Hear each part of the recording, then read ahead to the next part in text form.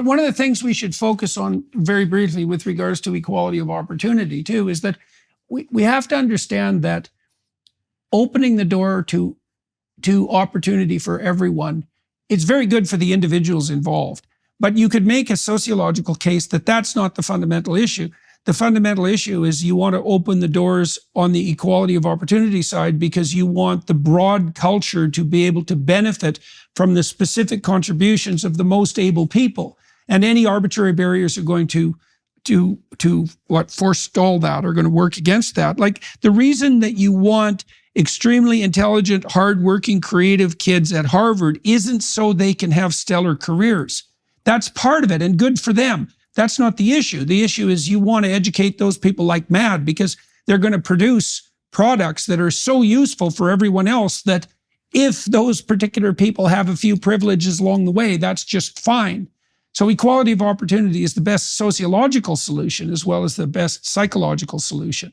When I was there as an undergraduate, one of the first things they told us, they gathered everyone in Seaver Hall and they said, you're going to learn more here from your classmates than from your professors. And I thought that was, a silly kind of old saw that and it's absolutely true. And that cohort, which was, people all over the world, people all over the country. And it was incredible in terms of the strengthening of one's mind to see people from every reach of America internationally, all trained up under a joint narrative, that's continuing friendships across different states of being, every single kind of group. Merit-based selection is the best way to ensure that. So we know, for example, that the alternative to merit-based selection historically has been dynasty and nepotism. Mm-hmm. And there's no productivity in dynasty and nepotism because it means that, your right to a position is determined by your birth, by your state of birth. It has nothing to do with your competence. You do get good China though. Yeah. Well, right. All right. So gratitude, not grievance, rule of law, pursuit of truth, focus on outcomes. Reality is where ideology goes to die. That's something I wrote and taped to my wall. If you're solving solutions with measurable outcomes, look, there's a lot of libertarianism has crept into my worldview much more as I've pursued things. Yeah, right? Measure something not by its intentions, but its outcomes. In a way, everything's irrelevant. I don't care what your intentions are. That's true on the social intervention side, because you have to ensure that your intervention is producing the consequences that you desired. And it's very unlikely because there's a million ways things can go wrong and generally only one or two ways they can go right. So concrete steps. Uphold free speech, prosecute illegal action. It's fairly easy. If people are breaking laws and throwing bottles at police officers and blocking traffic and making true threats against individuals and vandalizing buildings and people's houses, they can be arrested and actually prosecuted. We don't need to make exceptions for them any differently than were made for the Harvey Milk or the leaders of the civil rights movement. But people are allowed to have their opinions. They're allowed to criticize any state. That includes Israel, any leadership, which includes Netanyahu. They're allowed to peacefully protest. They're allowed to compete in a free marketplace of ideas. No problem. But we don't break the law, and we know that. And that's from both sides of the fence, right? We have fringes who do that on both sides. Face coverings and masks at protests, if they're being used to menace and terrorize, that should be illegal. That's the purview of the KKK, right? That's not what we do. Stand behind, you can't cover your face to do things that are illegal or to terrorize people.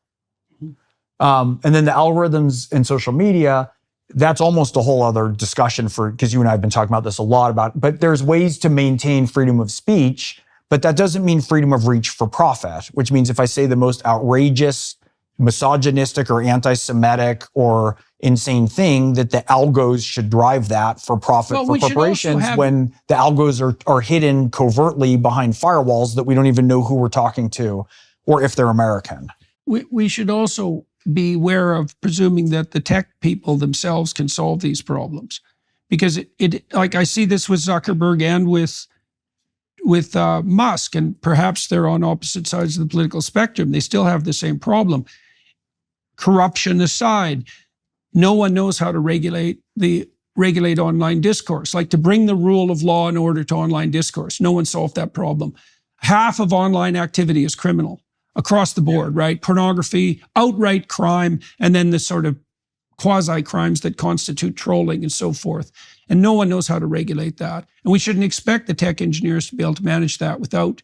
But there's, as you've said, and we've discussed, there are some concrete steps we can make. One of them is we need transparent algorithms to know if 60% of the people who are screaming about anti-Semitism and encouraging it are Russian bots. Right. That's a good thing to know. Right. That's not a freedom of speech Distinguish issue. the human actors from the non-human actors. And you discussed if you're anonymous and don't want to stand behind your words online, Yeah. you don't need to be censored. There's a whistleblower issue, but you could certainly be in a second tier of comments below an interface of people who are willing That's to. not much different than stopping masking, Mhm. because online anonymity is the virtual equivalent of masking, right? And the other thing is that you pointed to quite sanely is everything to some extent needs some degree of human intervention. That's okay, whether it's a Tesla factory, whether it's everything cannot be automated. Yeah, well, you can't automate the edge cases. You can't. That's what that's actually what consciousness itself is for. Yes. Right? Because as we can transform something into an algorithm, neurologically speaking, it's unconscious. Yes. Right? We transformed regulating our heartbeat into an algorithm. You're never conscious of that. It runs on its own. And once you've got something down, it should run on its own. But there's always an edge of transformation, right? The edge of transformation can't be algorithmized. That's actually why we have consciousness itself.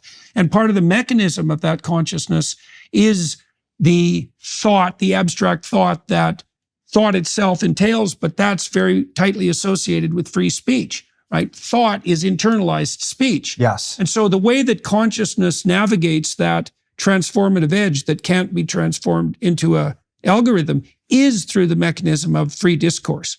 That's the mechanism. Yes. And so, and there has to be a wide variety of opinions because we don't know how to algorithmize the edge. And the edge causes most of the problem. That's the And that's Pareto where distribution. most of the opportunity is. Yeah, but you said, I think you said something like 1% of the criminals can cause 65% of the damage. Yeah, that's what they do. So there's no reason that we can't go into, a private company can't say, look, we've identified 150 to 250 people who are clearly bent on sowing chaos, terrorizing America. Here they are. Here's and the processes that we have undertaken. They're completely transparent. Right. And it doesn't necessarily mean you even deplatform them. Yeah. But could you perhaps turn down their reach that you're taking advantage of for profit because they're driving outrage and hatred and more people are turned into a swirl of hatred? That is not a good long-term strategy for any company or any country. Not unless it wants to be overrun by manipulative psychopaths. That's right. And so any platform will get rife with it and people will leave.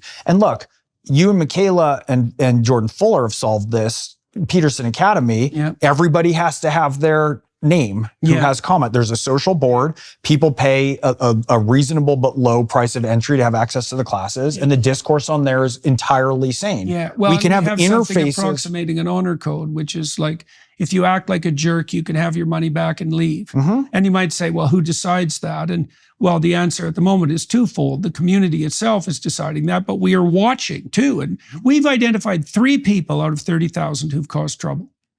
3 people, right? And the discourse in there, especially as it builds out, we can have these interfaces, just like kids. Jonathan Haidt is suggesting limitations on when kids have their phones. Is there any reason we need like Khomeini to have access to them from 8 a.m. or 4 in the morning if a tweet alerts? We can have limitations on that. Private companies can also make limitations on how they want to conduct their marketplace of ideas and what's one person in a classroom having a constant temper tantrum that means nobody can learn. I was trying to distinguish the other day between referee and censor. Like there are game rules by which civilized discourse has to proceed. A referee makes sure that the rules are being applied fairly and across the board. Everyone knows what they are. A censor is someone who's making arbitrary, behind the scenes decisions. And I think we can discriminate between censors and referees. Especially if you do it early and you set the ground rules. Yeah, right. Okay, so American Control, this is fascinating. 3.5 or 3.5 more Americans believe that American news organizations and social media platforms should be owned by U.S. entities to prevent the spread of foreign propagation and disinformation. Of course, Like, would Iran allow us to have a major networking effort through social media that goes to their entire populace? Would China allow us to do that? Does Russia? Does Brazil? Right. Yes, most notably and recently. Right. But so it's perfectly acceptable to understand that America is allowed to have a national identity, one that is shared and good and creates a lot of space for people of different groups to compete, though we have a lot of obstacles we have to get right to remove those obstacles to equality of opportunity. And that's what's driving a lot of these problems.